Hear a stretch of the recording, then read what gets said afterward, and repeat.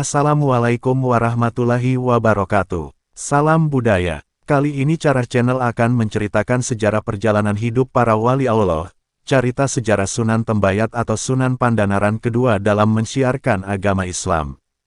Nah sahabat budaya, langsung saja kita ikuti kisahnya.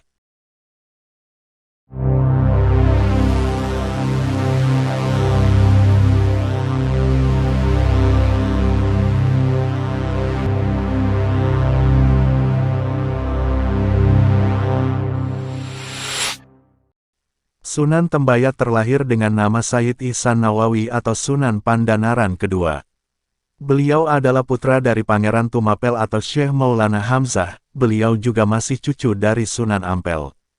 Sunan Tembayat mempunyai saudara laki-laki yang bernama Sayyid Kalkum Wat Galeh yang menjadi Bupati Ponorogo kedua.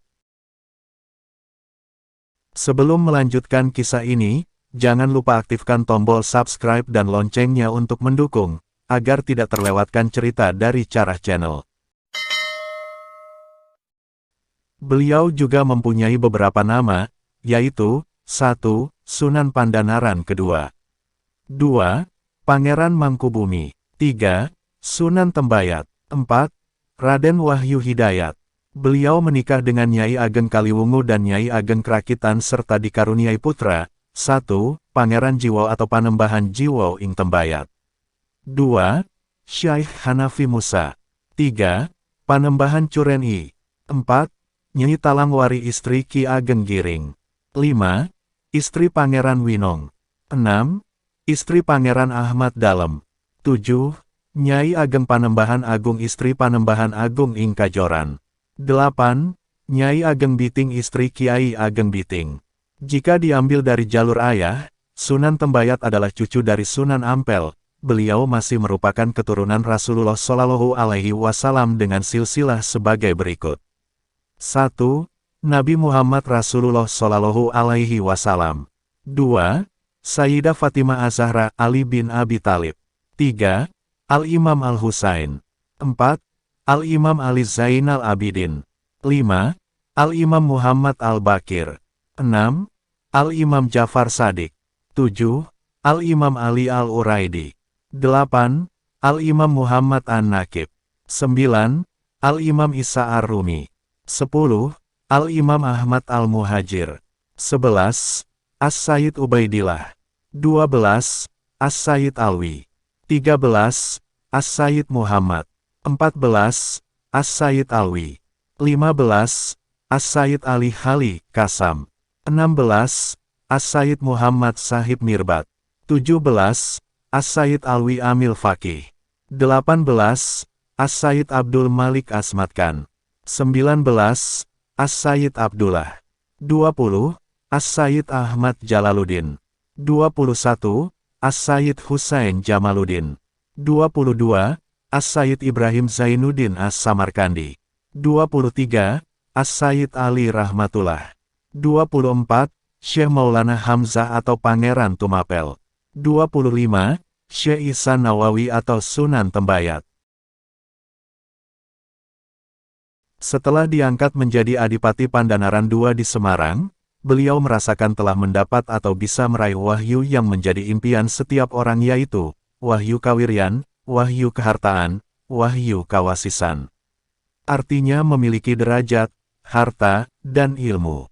Dalam menjalankan roda pemerintahan Adipati Pandanaran II memiliki kepandaian berdagang yang tekun dan ulet. Karena itu tidak heran jika beliau memiliki armada angkatan laut yang tangguh. Pada masa itu Adipati Pandanaran II menjadi orang terkaya dan berkuasa di Semarang. Dalam kehidupannya sebagai Adipati di Semarang, beliau menguasai berbagai ilmu antara lain sebagai berikut. 1. Ilmu duniawi, yaitu ilmu pemerintahan, perdagangan, pertanian, dan tata cara kehidupan. 2. Ilmu batin, yaitu ilmu bagaimana cara untuk mendapatkan harta benda dalam kehidupan. 3. Ilmu jaya kawijayan, yaitu ilmu kesaktian diri yang tidak ada tandingannya. 4. Ilmu panglerapan, yaitu ilmu untuk menaklukkan musuh melalui kewibawaan sehingga musuh tunduk dan bisa menuruti perintahnya. Adipati Pandanaran II adalah seorang nasionalis sejati. Hal ini terbukti pada waktu Adipati Unus menyerang Malaka, beliau membantu dengan mengirimkan 3 kapal perang beserta pasukannya. Dalam kehidupannya sebagai adipati dan menjalankan roda pemerintahan, sebetulnya pada waktu itu Sunan Kalijaga telah lama mengikuti jejak Adipati Pandanaran II mulai dari Gunung Kidul sampai menjadi adipati di Semarang. Pada suatu saat Sunan Kalijaga mendekati Adipati Pandanaran II untuk berdialog dan bermusyawarah yang intinya untuk mengikuti jejak mendiang ayahnya sebagai ulama. Setelah bermusyawarah, Sunan Kalijaga kemudian pulang ke Demak untuk mengadakan pertemuan dengan para wali. Intinya untuk mencari seorang wali sebagai pengganti Syekh Siti Jenar, agar jumlah wali tetap 9. Dalam musyawarah itu Sunan Kalijaga mengatakan bahwa pengganti Syekh Siti Jenar itu sudah ada tetapi belum waktunya. Menurut Sunan Kalijaga besok pengganti Syekh Siti Jenar adalah Adipati Pandanaran II. Untuk menggantikan seorang wali perlu diadakan pengujian diri sebagai bekal menjadi wali. Hal ini agar beliau terketuk hatinya mau bertobat dan meninggalkan hal-hal duniawi dan menjadi seorang ulama. Selanjutnya Sunan Kalijaga pergi ke Semarang untuk menguji Adipati Pandanaran II dengan menyamar sebagai tukang rumput atau penjual rumput alang-alang yang menawarkan rumput kepada Adipati Pandanaran II. Setelah rumput atau alang-alang yang segar dibawa, kemudian Adipati menawar dengan harga murah yaitu 25 keteng. Tawaran disetujui dan alang-alang diberikan kepada Adipati dan kemudian dibongkar. Adipati Pandanaran II sangat terkejut karena di dalam ikatan rumput alang-alang terdapat suatu barang yang disebut kandelan atau sarung tempat keris yang terbuat dari emas. Barang yang ada dalam ikatan rumput itu kemudian diambil oleh Adipati Pandanaran II. Hal ini sebetulnya oleh Sunan Kalijaga untuk menyindir Adipati, tetapi beliau tidak merasa. Maksud dari alang-alang adalah sebagai rintangan, sedangkan kandelan asal kata andel yang artinya percaya pada Sunan Kalijaga. Karena dengan percobaan ujian pertama ternyata belum bisa menggugah hati sang adipati, maka oleh Sunan Kalijaga diberikan ujian yang kedua. Pada waktu Adipati Pandanaran II mengundang para adipati dari pesisir untuk menyaksikan selesainya pembangunan rumah megah di Kadipaten, pada waktu itu, Sunan Kalijaga datang dengan menyamar sebagai orang Muslim yang berpakaian sederhana. Pada saat Sunan Kalijaga yang telah menyamar datang, tidak disambut oleh sang adipati, bahkan mengabaikan kedatangannya. Sunan Kalijaga kemudian keluar pendopo dan masuk lagi dengan penampilan sebagai seorang kaya dan mewah. Melihat ada tamu berpenampilan mewah, sang adipati menyambut dengan hormat dan memberi tempat terhormat seperti tamu bangsawan yang lain. Bahkan tamu tadi atau Sunan Kalijaga dimintai pendapatnya tentang rumah mewah yang selesai dibangun. Tamu menjawab bahwa bangunan rumah tersebut sudah sangat mewah bahkan tidak ada yang menandingi. Setelah itu tamu tadi keluar dan berganti pakaian biasa dan jelek seraya meninggalkan tempat pesta Adipati Pandanaran II. Dari ujian atau cobaan tersebut, Adipati Pandanaran II ternyata belum juga menyadari dan mengerti atas sindiran-sindiran Sunan Kalijaga. Hal ini menjadikan Sunan Kalijaga kecewa, akan tetapi Sunan Kalijaga tidak putus asa dan tetap selalu berusaha menyadarkan sang adipati. Sunan Kalijaga kembali mendatangi adipati dan kali ini menyamar sebagai seorang peminta-minta. Beberapa kali bupati melemparkan koin padanya namun pengemis itu tidak juga pergi. Melihat hal itu, adipati pun murka. Di saat itu pula pengemis tadi menjelaskan niat kedatangannya ke hadapan adipati. Pengemis itu datang bukan untuk uang melainkan untuk mendengar suara beduk pertanda waktu sholat tiba. Setelah itu, pengemis tadi melemparkan tanah yang digenggamnya ke arah adipati. Adipati terkaget-kaget dengan apa yang dilihatnya. Tanah yang tadi dilempar oleh pengemis berubah menjadi sebongkah emas sesaat. Setelah dia tangkap, dan di saat itu pula adipati mendapatkan pencerahan tentang kehidupan dunia yang hanya bersifat sementara. Barulah kemudian Adipati Pandanaran II mengerti apa yang dimaksudkan Sunan Kalijaga dan bersedia dibimbing oleh beliau. Namun sebelum lebih jauh lagi, Sunan mengajukan 4 syarat pada Adipati, jika dia ingin menjadi muridnya. Keempat syarat tadi adalah, 1. Bupati harus berdoa dengan rutin dan mengajarkan Islam, mengajak semua penduduk yang berada di wilayah kekuasaannya masuk ke agama Islam. 2. Adipati harus memberi makan santri dan ulama, membuat beduk di langgar-langgar. 3. Memberi dan menyumbang dengan ikhlas, dan menyerahkan kekayaannya pada yang membutuhkan dalam bentuk zakat. 4. Ikut pulang ke rumah Sunan Kalijaga dan menjadi orang yang bersedia menyalakan lampu rumah Sunan Kalijaga. Dan barulah setelah itu kisah Adipati Pandanaran II berlanjut untuk menuntut ilmu pada Sunan Kalijaga di Jabalkat, Bayat. Dan selanjutnya Adipati Pandanarang berangkatlah menuju Jabalkat. Dalam perjalanan tersebut, Adipati tidak sendiri, melainkan ditemani oleh istrinya, Nyi Ageng Kaliwungu, yang tidak mau meninggalkan suaminya. Kisah perjalanan Adipati Pandanaran menuju Gunung Jabalkat mencari Sunan Kalijaga penuh dengan rintangan dan cerita yang membesarkan namanya hingga dikenal luas oleh masyarakat pada waktu itu. Cerita-cerita tentang kesaktian dan kebijakan Adipati akhirnya mengantarkan Adipati pada gelar Sunan Pandanaran atau Sunan Tembayat, dan diterima baik oleh masyarakat luas, dan juga mereka yang masih lekat dengan kepercayaan orang Jawa di saat itu. Tidak hanya jasanya dalam menyebarkan agama Islam, hingga saat ini masyarakat luas percaya bahwa dalam perjalanan tersebut Sunan Tembayat adalah sosok besar yang memberikan nama pada beberapa tempat di Jawa, seperti Salatiga, Boyolali, Wedi dan Jiwo. Bahkan beliau juga yang disebut-sebut sebagai sosok yang meninggalkan jejak kesaktian seperti Sendang Kucur dan Batu Kalipepe. Perjalanan panjang dari Semarang menuju Gunung Jabalkat, perjalanan yang penuh dengan petualangan ditempuh Sunan Tembayat dengan jarak kurang lebih 120 km. Dan dalam perjalanan inilah Sunan Tembayat diramalkan akan menjadi seorang pemimpin besar umat Muslim nantinya. Sunan Tembayat tidak melakukan perjalanannya seorang diri. Karena tidak ingin meninggalkan suaminya yang memilih jalan agama dengan meninggalkan semua kekayaannya dan melakukan perjalanan panjang mencari Sunan Kalijaga di Gunung Jabalkat, Nyi Ageng Kaliwungu memilih ikut bersama suaminya. Namun tidak sepenuhnya Nyi Ageng Kaliwungu dapat meninggalkan segala kekayaan yang dimiliki seperti yang dilakukan Sunan Tembayat. Dalam perjalanan itu, dia memasukkan beberapa perhiasan dalam tongkat bambu yang dibawanya sendiri dengan maksud untuk berjaga-jaga selama di perjalanan. Apa yang dilakukan istrinya ternyata menuntun pada sebuah perkenalan dengan dua perampok yang nantinya menjadi pengikut setia Sunan Tembayat. Hal itu berawal ketika mereka sampai pada suatu daerah atau kini disebut Salatiga, dan di sana mereka dihentikan oleh dua orang perampok bernama Sambang Dalan dan dua orang rekannya. Saat mereka meminta harta benda, Sunan Tembayat yang tidak membawa apa-apa menyuruh dua perampok tadi mengambil bambu yang dibawa istrinya. Beliau juga mengatakan bahwa isi dalam bambu itu cukup untuk memenuhi kebutuhan seumur hidup mereka, dan juga berpesan agar mereka tidak melukai istrinya. Namun sifat serakah para perampok makin menjadi, karena mengira istrinya pasti membawa barang berharga lainnya. Kedua perampok tadi pun mulai menggeledah istri Sunan Tembayat untuk menemukan benda berharga lainnya.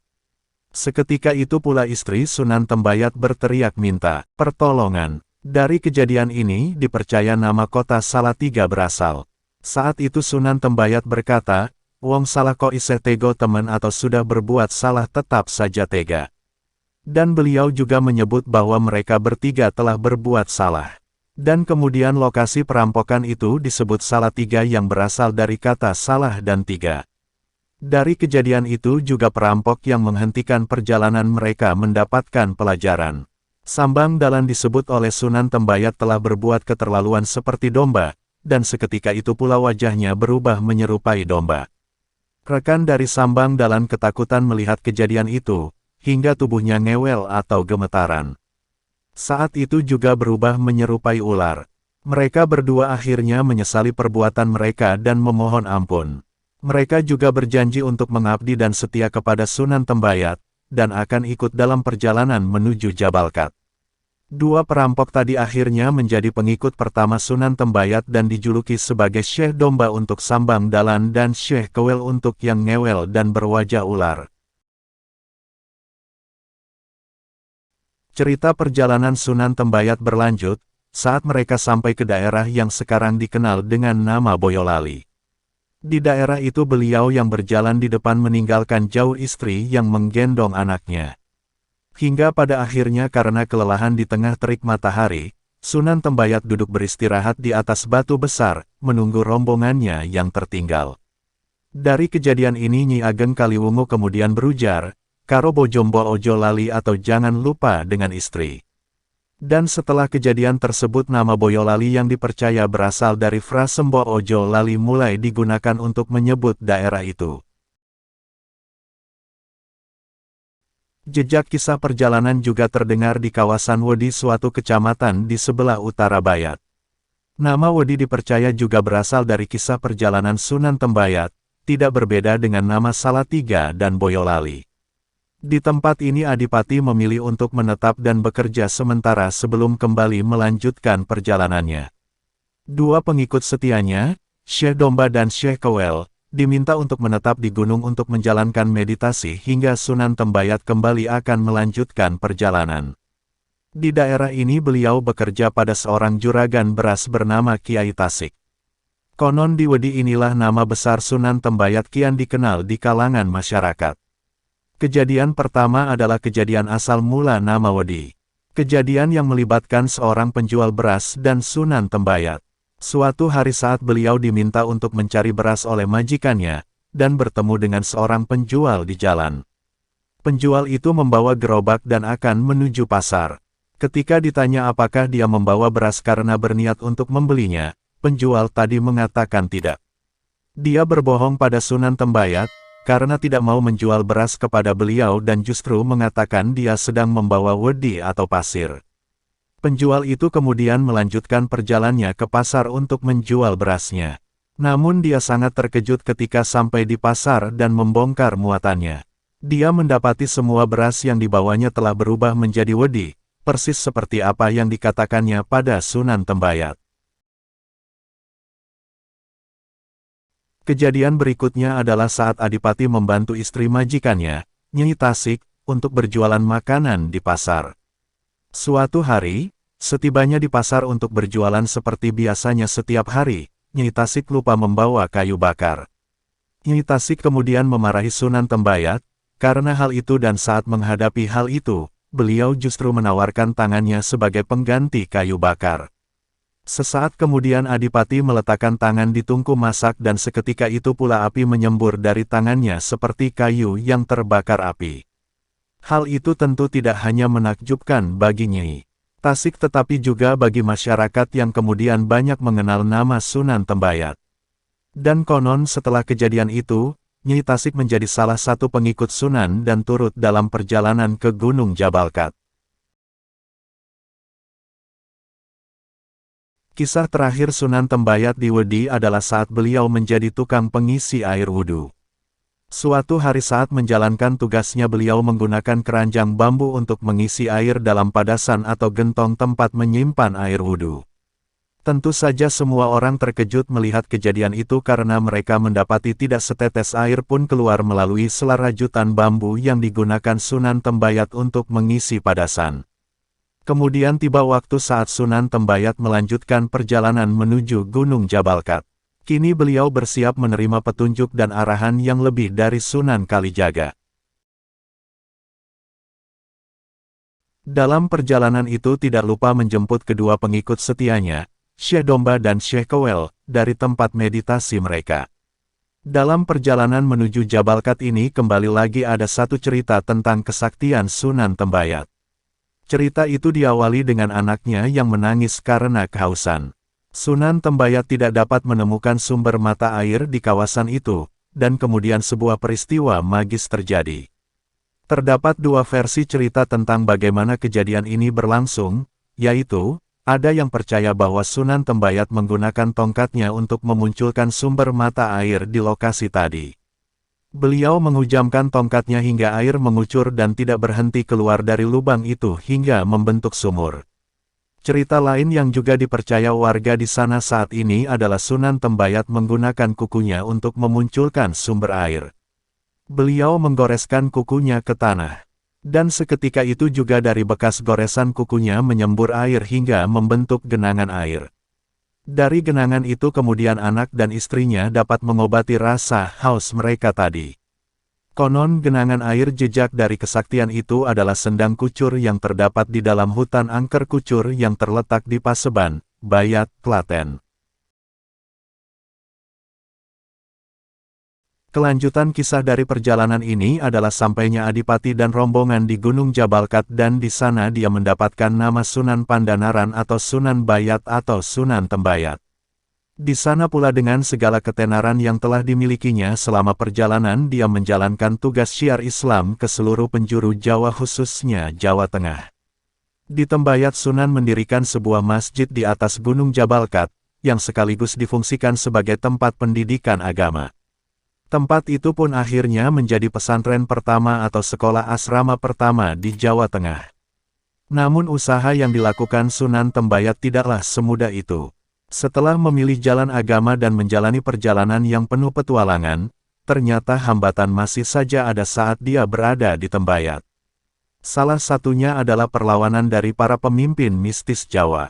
Disebutkan dalam kisah ini adalah seorang pemimpin di Jawa harus memiliki kekuatan sakti di luar kekuatan pengetahuan dan wibawa. Dan di saat seseorang memiliki itu semua, barulah semua kalangan di Jawa percaya dengan maksud keberadaannya. Ketika Sunan Pandanaran sudah menetap di Bayat atau Gunung Jabalkat, Sunan Tembayat sering berkunjung ke Masjid Demak, untuk mengadakan sholat Jumat. Sunan Tembayat melaksanakan pesan-pesan Sunan Kalijaga, tetapi sebelumnya diberi wejangan oleh Sunan Kalijaga tentang asal mula dan kesudahannya orang hidup di dunia ini.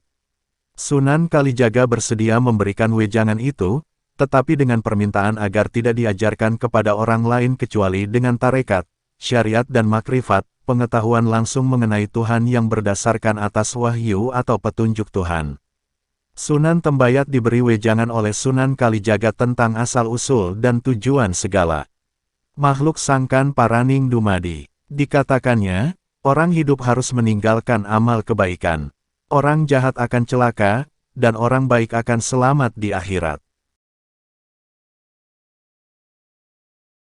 Wejangan Sunan Kalijaga yang diberikan kepada Pangeran Bayat adalah sebagai berikut. Orang hidup di dunia ini tidak lama, dapat diumpamakan sebagai orang yang pergi ke pasar.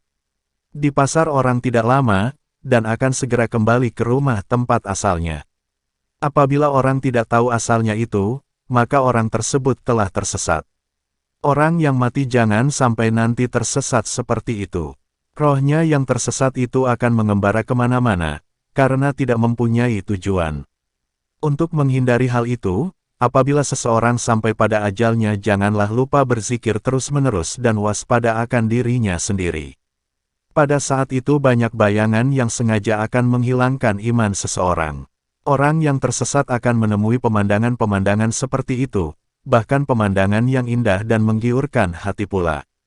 Sebaliknya, orang yang tahu akan jalannya tidak melihat hal-hal itu, kecuali sukma yang memang terlihat dengan jelas. Selain meninggalkan jejak cerita pada saat dirinya menyebarkan agama Islam dari Tembayat, ternyata kekuatan kebesaran Sunan Tembayat masih terasa hingga pada masa Sultan Agung, yang hidup di masa setelah Sunan. Beberapa kisah pertemuan Sultan dan Sunan Tembayat juga beredar dan menjadi salah satu cerita tentang awal mula berdirinya kompleks pemakaman Sunan Bayat yang megah dan elok. Masa kebesaran Sunan di Tembayat. Di awal tugas di Tembayat inilah saat Sunan Pandanaran mendapat perlawanan dari pemimpin mistis Jawa. Mereka adalah orang-orang yang mempertanyakan kekuatan sakti yang dimiliki oleh Sunan Tembayat. Salah satunya adalah perlawanan dari Prawira Sakti, seorang penganut ilmu kebatinan. Beliau menerima tantangan Prawira Sakti untuk melakukan uji kewibawaan. Beberapa tantangan dilakoni oleh Sunan Tembayat, dan yang pertama adalah tantangan untuk menangkap merpati yang dilepas ke udara oleh Prawira. Yang dilakukan beliau untuk menangkap merpati itu adalah dengan hanya melemparkan sandal kayunya. Dan dengan sekali lempar burung itu berhasil dijatuhkan.